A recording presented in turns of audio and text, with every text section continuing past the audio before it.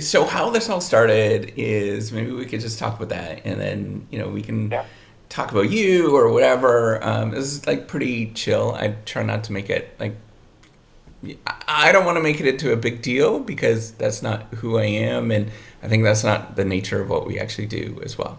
So this how this started out was I think it was like 7 years ago now. I was taking a ride home. I was driving home from Disney, and it's about 4 hours from Disney, and my mind was wandering. I was like, well, why don't we have a platform that helps us write and helps us actually do research? Nothing like that exists right now, and I really struggle with the idea of writing. Everybody struggles with writing, and everybody struggles with the research part of it. I was like, well, eventually I kind of got frustrated. And I was like, well, I could build this, right? It was like one of those things. Literally, I remember writing in the middle of the night. I was like, I'm gonna actually start doing this thing. Built out, tried to do a commercialization thing with my institution. Didn't quite work out. So I ended up getting, because institutions really like sort of patenting stuff. They basically signed it off and said, hey, you could do this on your own time, which is amazing on them. So I've been doing this on my own time and building this thing out. It's like 100% sort of solo entrepreneur kind of thing, building out this platform and, constantly working on it and developing it. And then part of, I got contract developers and built it, and then put it on the internet, and like nobody paid attention. Like it's the typical story, right? Like total crickets, nobody cared. Then I was like, okay, what do I do? And then a friend of mine said, well, why don't you go on YouTube and start putting up YouTube videos and stuff? So I started doing that, and I started talking for a lot. Like many, many times I started talking about things, and I started talking more about, academia, research, our sort of careers, and those things kind of resonate with it, with people. And mostly it's talking, I kind of imagine myself as like, okay, I'm the person that people turn to at like 3 o'clock in the morning now when they're stressed out about things because nobody else is talking about this stuff. And so I try to talk people off the ledge or just give them a little bit of confidence. Yeah. So, the development side of things is happening all the time. As you know, it's not easy doing these things, but then a large part of doing the whole reciprocity project now is just trying to give encouragement to anybody that's sort of struggling with the research, or just in general, or interested in doing research. So that's how it got me to talk to you. It was because I started reaching out to various different people and getting their experiences and see, how they managed to get to where they are. So I don't know if you want to talk a little bit about yourself and, tell the audience. It's very helpful for the audience. So what's going to happen, just to let you know, very few people are going to watch it at the beginning, but then over years and years and years, people start watching it. So that's how it works. That's how YouTube works.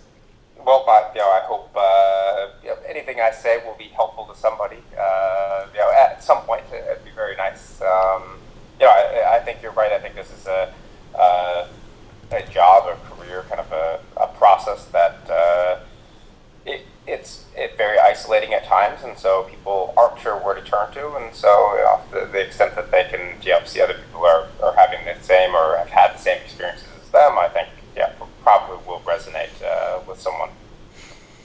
Yeah, Um, yeah. yeah, so I don't know. I guess my research journey began when I was an undergrad. I became interested in research. I went through grad school, did my PhD at NYU, and I'm a junior faculty member at University College London. I was one of those folks that discovered academic research early on and thought that it was really, really interesting. People, come up with whatever questions they thought would be fascinating to study, and then they, jump in and they go about solving them.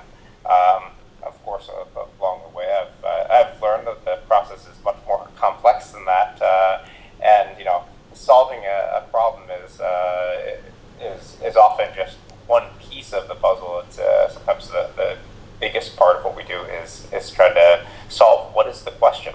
And I think that's maybe one of the harder things for folks to kind of recognize when they're very early and new to research. Yeah, that's such a cool idea. How do you what? So, how do you find the question? Where does that come from for you? Yeah, I think the easiest solution to finding a question is to see what other people are asking. And so I'm always a big advocate of encouraging people to read, to kind of not just canonical papers or articles or books, but to also kind of look at recent stuff that might be adjacent, that are citing the types of works that you want to emulate with your research.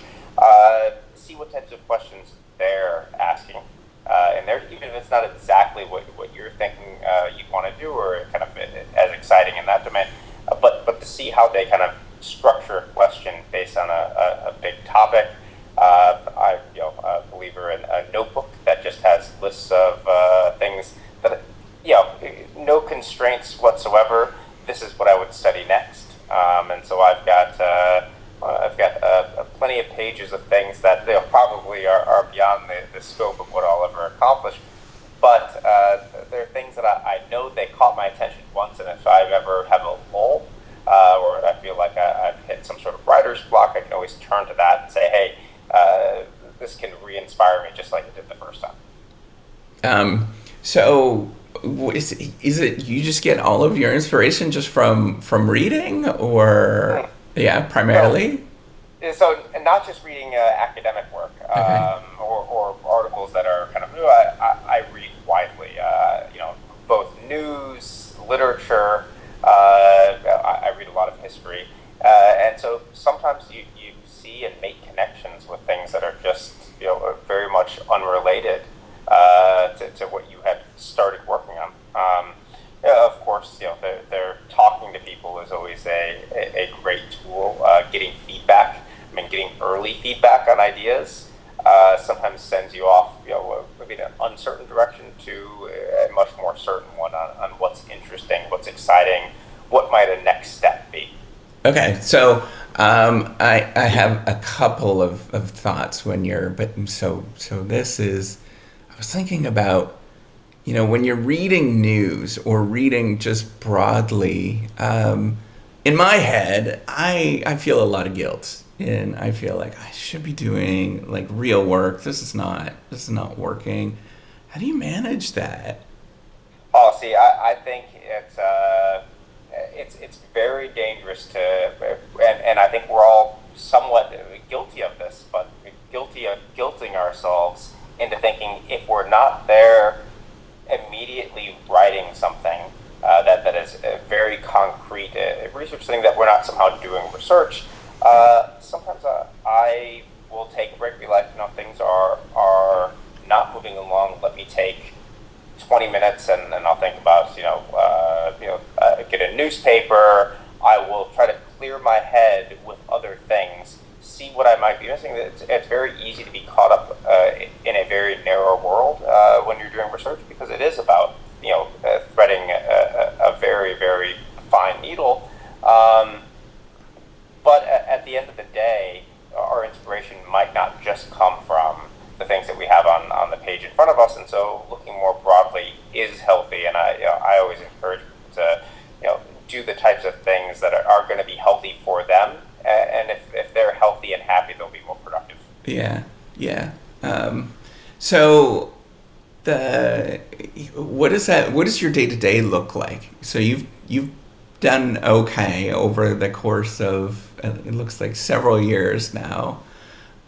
What does that actually look like in terms of letting other people know what sometimes it's easier to feel or to empathize if you hear other people's stories of like what does a normal day to day look like for me? Oh, a normal day to day. Well, I so rarely have normal day to days, which I actually think is one of the great things about this job and about research is that you can jump between between things and be flexible with your schedule. But I think about this week, for example. So I'm in the middle of teaching. I was just teaching for a meeting with you.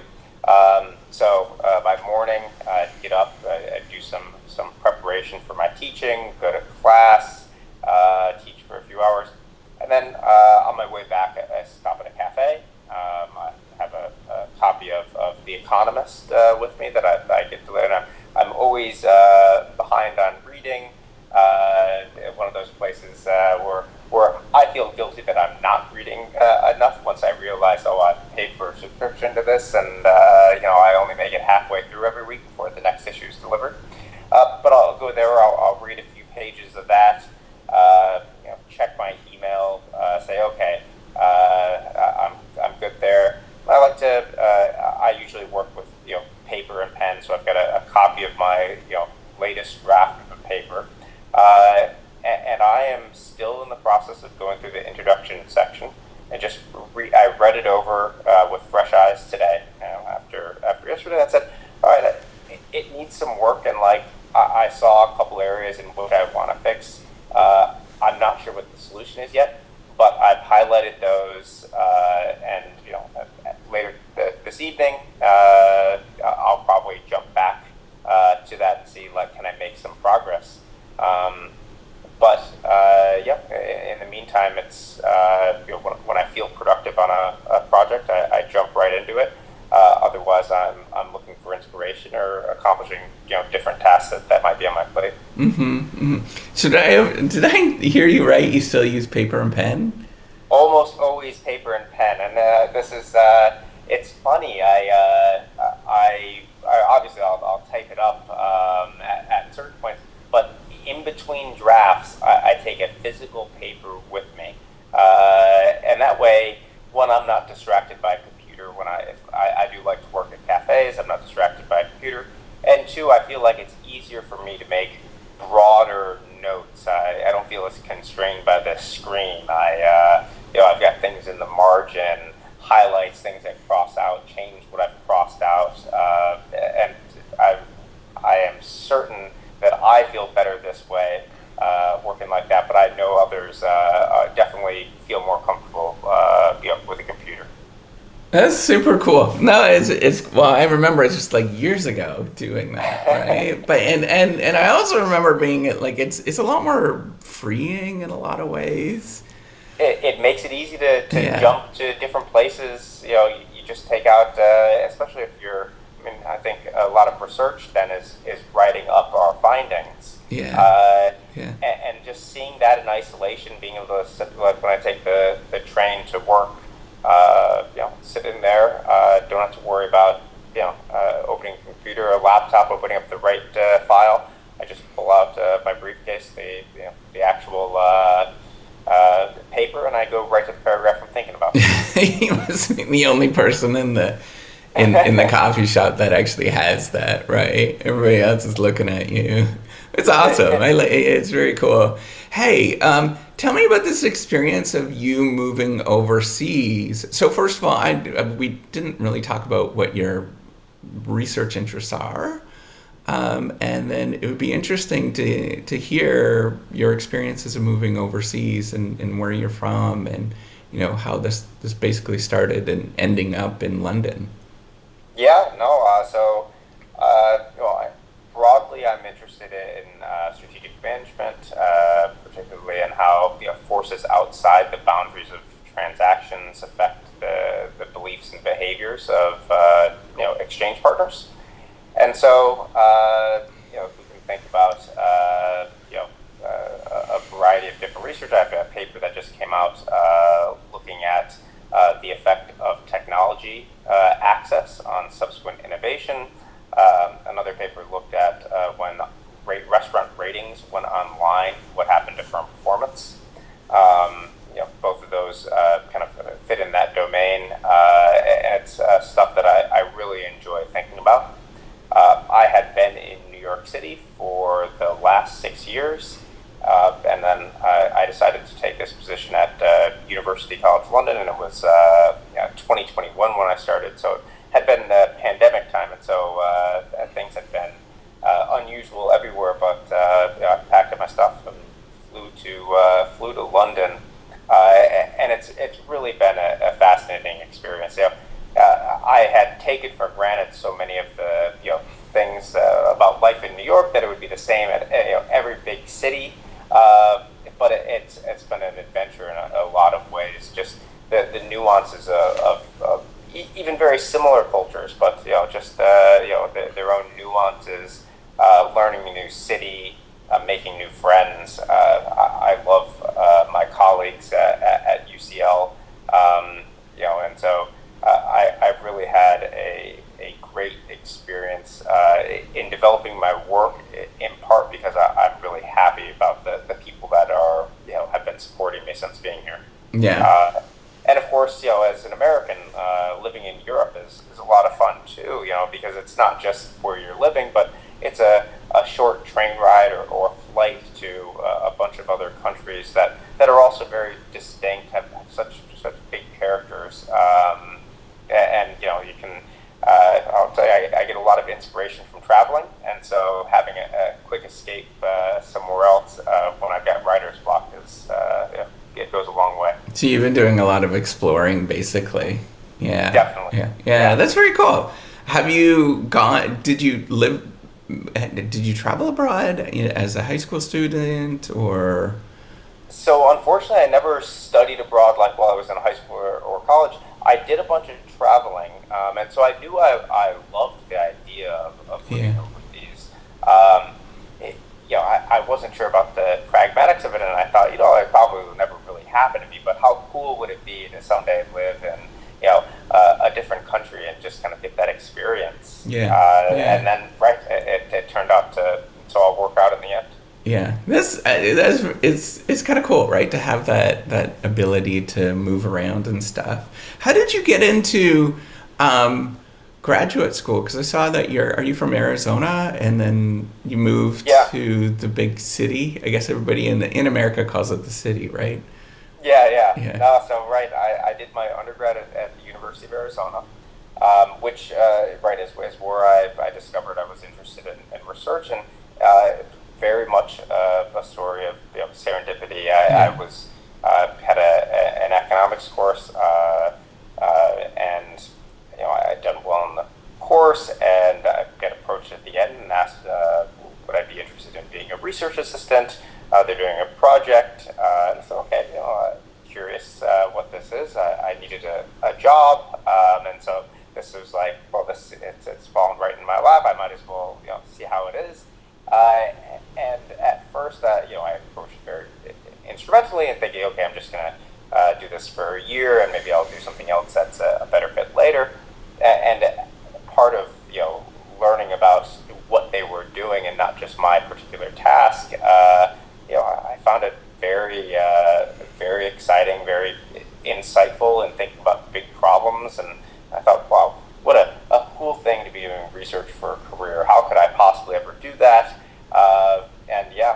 I decided once I graduated I was going to consider this a little bit more seriously, and so I moved out to New York. I went to the Columbia University has a Quantitative Methods in social sciences program, and I thought this would be a good way for me to see, is this something I'm really interested in, with another year of a little bit more advanced methodological techniques, and see, like, is this really right for me? And I love that as much as I like being a research assistant.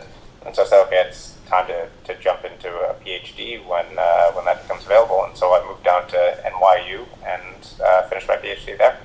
So how did you actually get into NYU? So this seems very linear, right? But there's always like stories. And I think it's helpful for everybody to hear the different stories of how you actually navigated the challenges of going from, it's one thing to go from Columbia to NYU. It seems very close, but it's another thing of how do you actually introduce yourself? Is what do you do?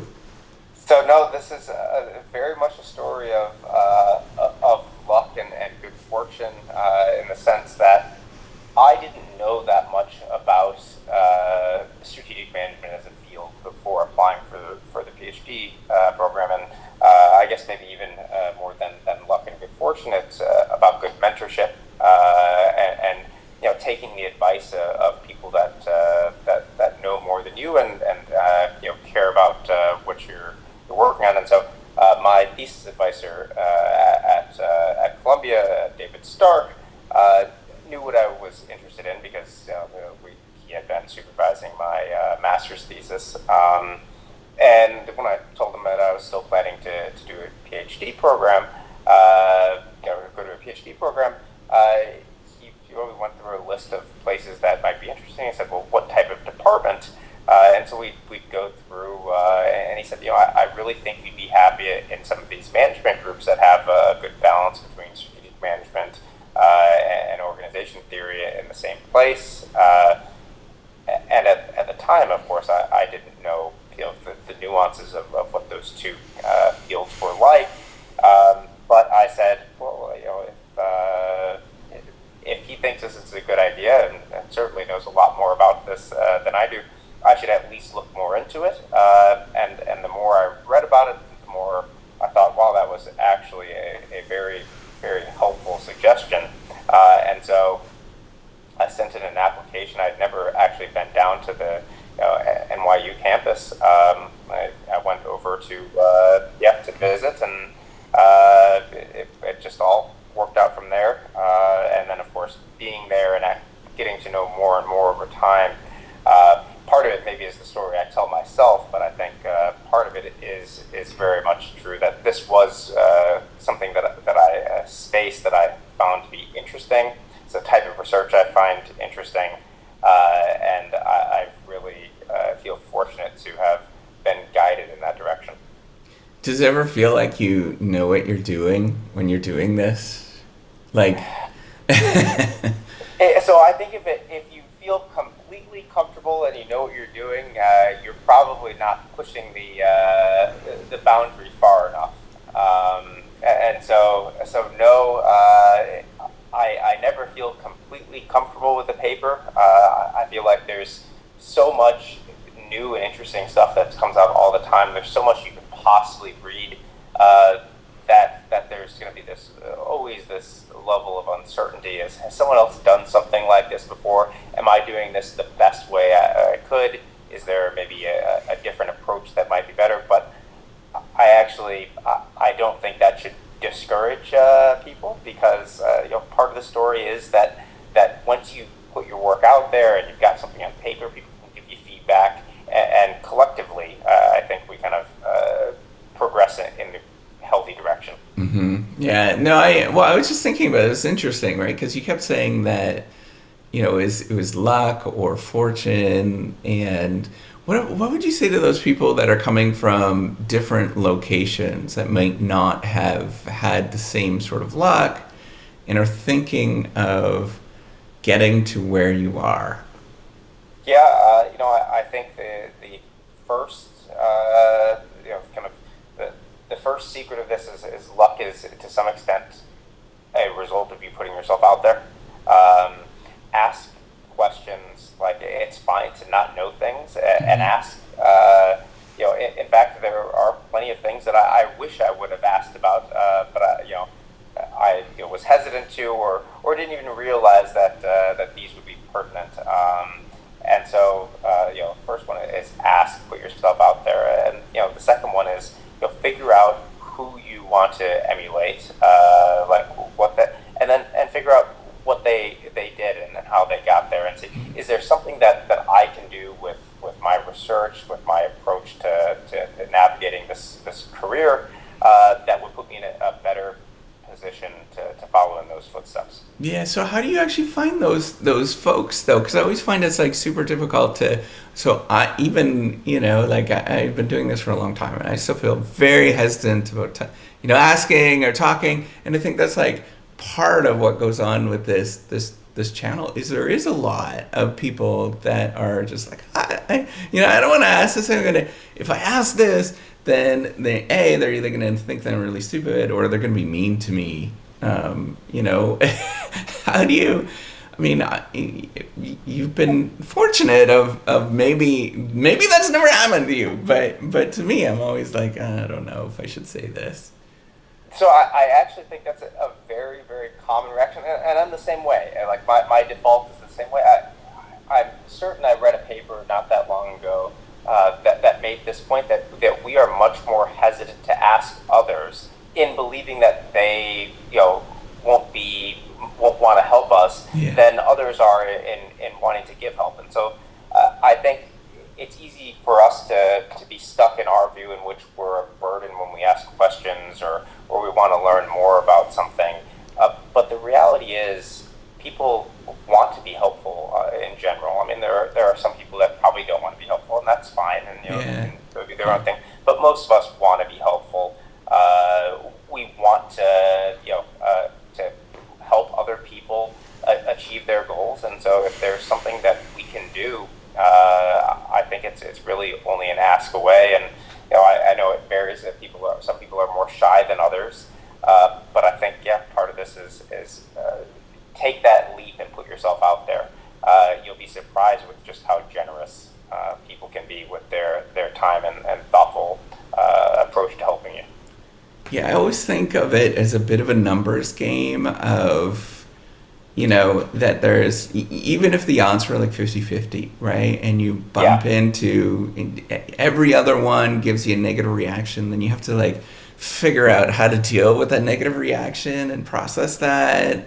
And then, the one thing that's really helped me, and it's been part of this whole reciprocity thing, because I've been like so open, and it's like really weird, right?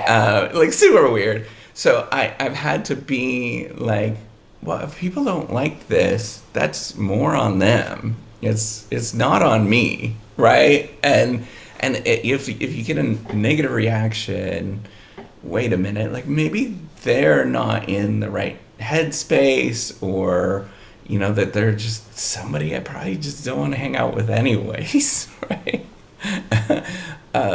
Yeah, no, it's been really, really bizarro with that, and think it's very helpful to be able to do that. Now, do you when you find research partners, or when you find people to work with, do you like reach out to them? Like, what's your process with, how do you deal with that? Because a lot of this is a communal thing that I find, I mean, at least for me, it's really scary to talk to people. Yeah, no, it's I think making making work connections can be very hard because one, people work in very different ways, and so Mm-hmm. two great people just might not work well together, and that's fine.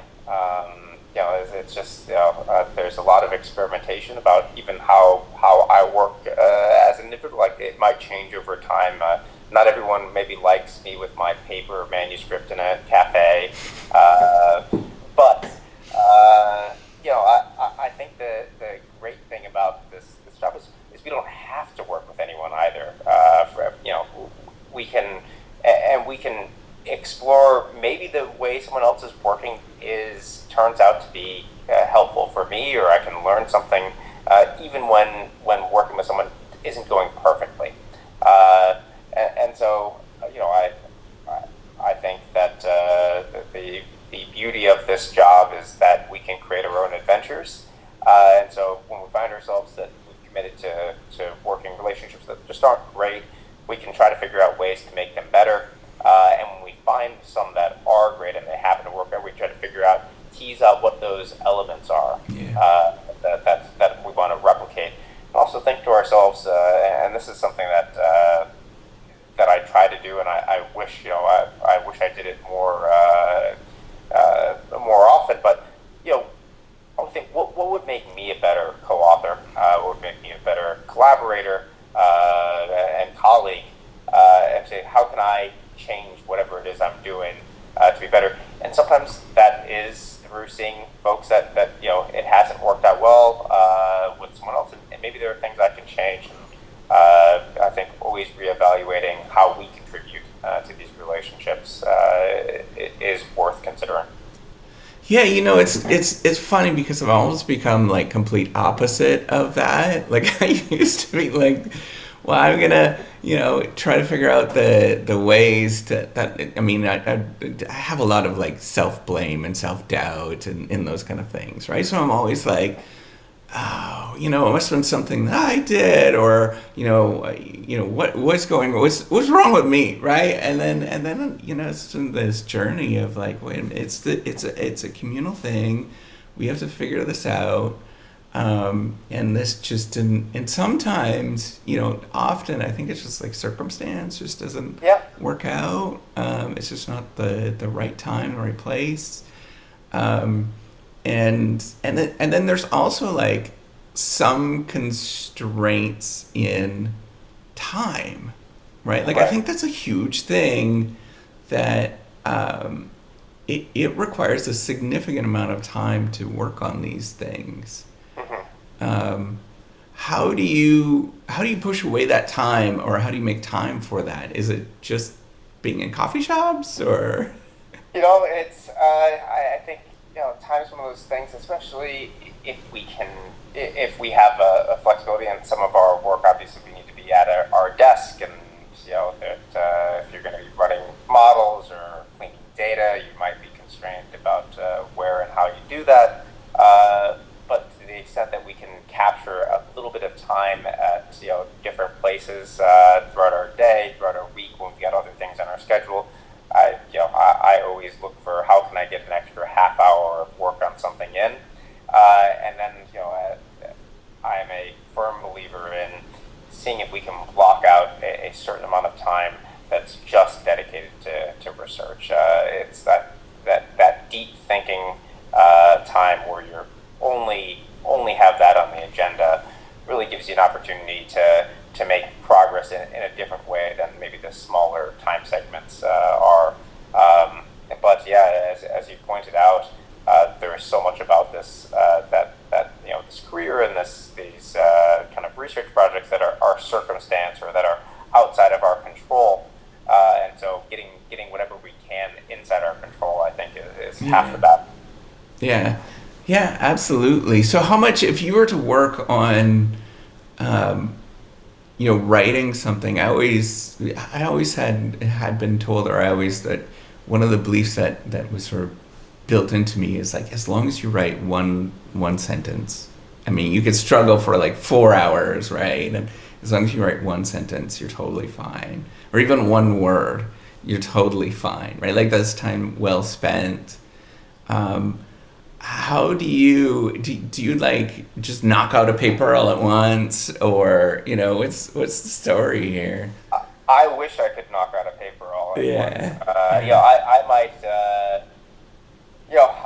I might spend an entire afternoon and get just a paragraph. And that's sometimes just part of this is things can come quickly at times, and other times you really need to be focused, and just a few pieces of the puzzle will emerge. And that's how I think about it. Is that we're putting together a puzzle. We're both creating the puzzle and putting it together at the same time. And so, if it doesn't move at the pace you want, that doesn't necessarily mean something's wrong. It just means you're looking for the right piece. And once you start finding them, you get the bigger sections come together, yeah. and things will speed up.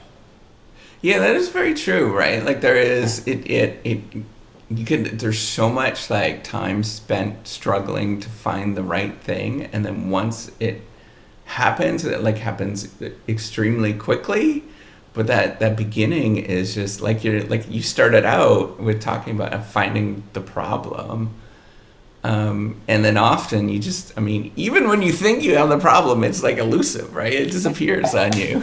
Like you hand it in Yeah. someplace and they're like, no, this is not what we need right now.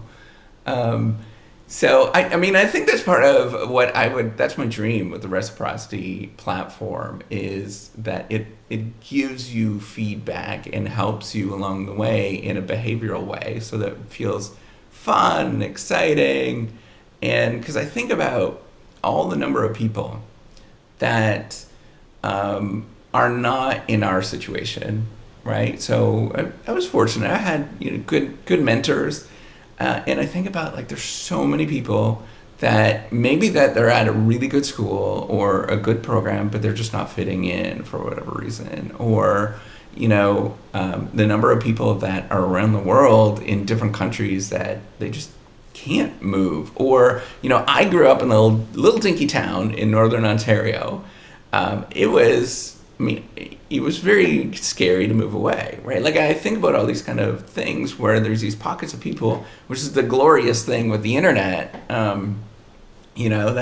That we can that if we can sort of mimic this process of what it's almost like what good mentorship means, what what does it mean to get us excited about it, get those dopamine releases a lot quicker. Like I think that it's not. I mean, I think it's not necessarily all that fair that only a certain small subset of the population ever gets to experience this. And then that's where I would love to go with this, and I know it's going to take a great deal of time to like tackle that. So if you were building, I don't want to keep up too much of your time. If you were building a platform like this, what would you do? What would be your fix? Because you study, technology, study strategy. What have you learned in terms of what I can do to make this better, make it more useful for you? Yeah, no, I mean, I love the story that you're telling about bringing together a community of people that might be all around the world, that are different stages, and creating a network of people that might be able to serve as implicit mentors in some capacity, or as peers, that we can see how other people are approaching problems, that we can get the support we need, that we can imagine that the challenges that I'm facing today are the same challenges that someone on the other side of the world is facing, and it is part of the process. Research can be very isolating, and so this community that you're talking about, this kind of sense of there's something that unites us in this career and the kind of pursuit of knowledge, I think is a very exciting and compelling component of this. And I really like the idea that you're meeting with a bunch of different folks, getting their perspectives, telling stories that are sometimes hard for people to recognize, that everyone's story is a little bit unique, but there's enough in common with all of us that I think we can all relate to the research journey in a lot of different ways. Yeah, it's so interesting, right? Because I think about like the story that is told of. So I have this imaginary person that's an ideal researcher in my head, and perhaps maybe you're that ideal researcher. I don't know, but that they're almost very that they can accomplish a great deal, and that they don't have any responses to emotional responses to what's going on, and that they just rise to the top, right? But what's interesting is if you get a bunch of smart people, and this is the challenge with that, right? Like so along the way you can think of this as sort of successive academia, sort of successive selection processes, right? And you might have been the smartest person in high school and you've done really well, but then as soon as you get exposed to all these other incredible people, you feel like, oh gosh, I'm like I'm a mess, I'm terrible, right? So I think about the emotional battles that you face, or just all these kind of things that happen in science. And I think a huge part of it is, so we have this sort of robotic view of science, is what I'm saying. That is very easy. You just do hypothesis testing and everything pops out, which is part of I feel uncomfortable with some of the norms that are coming about, with people just not being nice to each other in science, even when they're not doing the best possible thing. So I think it would be cool to be able to incentivize or create systems in place that sort of resolve some of those things, like have a platform where it feels comfortable to do some of these things, where you feel like you're not necessarily competing in the same sort of way, but you're just having fun, right? And then that's part of, like, it's been really fun to I had good mentors where they tried to make it fun and interesting. So I'm kind of like, how do I replicate that? What does that look like? No, I agree with you. Like, Yeah. this is fun. It should be fun. Yeah. If we're not having fun, we should rethink how we're approaching this and see what type of solutions are there to get this. We all get into this for a reason, and that's, Yeah. as you point out, there are so many smart people here, and I'm very, very humbled to have feel like I've met so many of them, and just over these many years. But if for whatever reason I see people and they don't seem like they're having fun, I know it's oftentimes a story of it's very easy to lose perspective over how great this is, how inspiring it is to be thinking of new ideas and discussing them, reading other people's work. I think you're right that there is something we can do about the community, about treating each other kindly, being constructive with others' work, that will add a lot to the experience. So one of the things I've found is that people. So here's the problem. This is a serious problem with the platform. Is that a lot of people want to volunteer their time. There's lots of people that want to help out, but then there's not a lot of people that want to like submit work on the platform. Why do you think that is? I think people have very cold feet about putting themselves out there. Yeah. It's and I know it was scary the first time I did it, or it's always scary when you first submit a paper, or you're going to give a presentation of a new topic that you haven't covered before. You don't know what people are going to say, but let's say that most people want to help you. Most people are kind. Most people want to see what you're working on and what you care about progress. And so I think the scary part is a lot in our minds. So I would definitely encourage people to submit.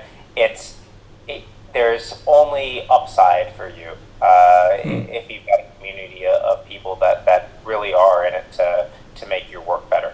Yeah, that's so it's interesting to think about. Like that's the same problem that. Yesterday I teach this class on what it was like for the Airbnb guys to get funding at the beginning. And I don't know if you've watched some of their stuff. It's really fascinating because they were totally rejected, right? And it's because it's like they're dealing with this problem of like you're opening up the kimono, you're looking and letting everybody see all of your dirty laundry and stuff like that at your house. So they have this great Joe Gabbia, who's the CEO, or was, I don't know if he still is, but he has this great video of how they design for trust. Okay. Yeah. And it's interesting how our field really stresses some of those trust elements, but it's harder than it looks to actually do that, right? Like designing for trust. What does that look like? Yeah. No, I don't think there are any simple solutions because it's trust is something that's very hard to earn, but kind of easy to fall away. Yeah. And so getting people with the confidence that that they'll be kind of supported is a real hurdle. Yeah. So I don't want to keep you any longer, but do you have anything that you would like to tell your former self, say if you're 20 years old, what would you tell them in terms of, and I don't know if you want them to get to where you are today or not, what would you tell them in terms of Maybe. Yeah, so Yeah. if I had to give myself old me, or I guess young me, advice, it would be to focus on the things that you care about, stay healthy, stay happy, care about your work. And I think this is advice I should be giving myself today as well.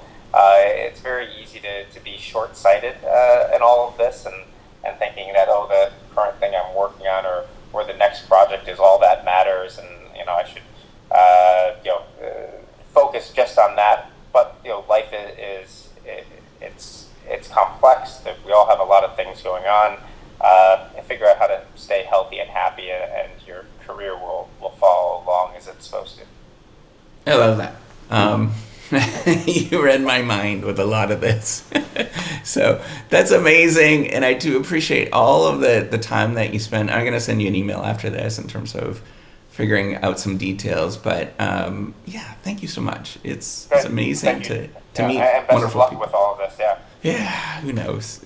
Could be a giant disaster, but we'll keep working at it. As So long as it's fun on the way, I think that's the point. Yeah. yeah, exactly. I think so. So all right, thanks, Dan.